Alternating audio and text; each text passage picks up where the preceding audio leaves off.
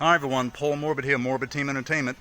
What I'm going to do today is some B-roll shots with my Bolex, and I'm going to make a shot going around a tree with some fruit in it, as if a particular perpetrator would be sneaking up and peeking in on some victims or a victim.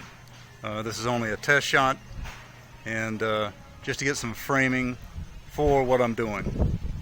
So here we go.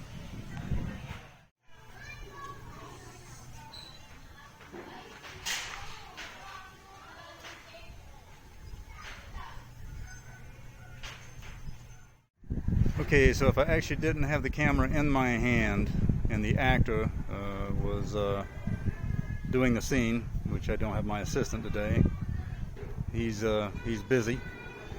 He would look something like this, walking along.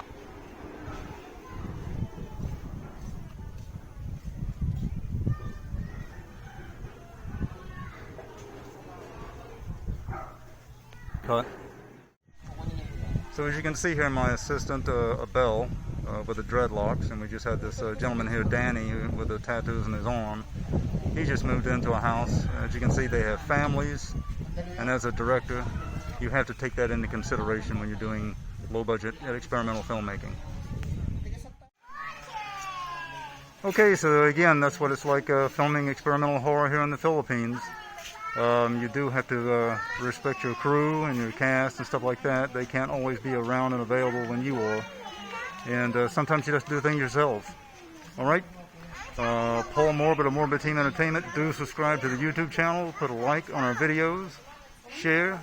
And put a like on the Morbid Team Entertainment page. Thanks a lot, and bye-bye.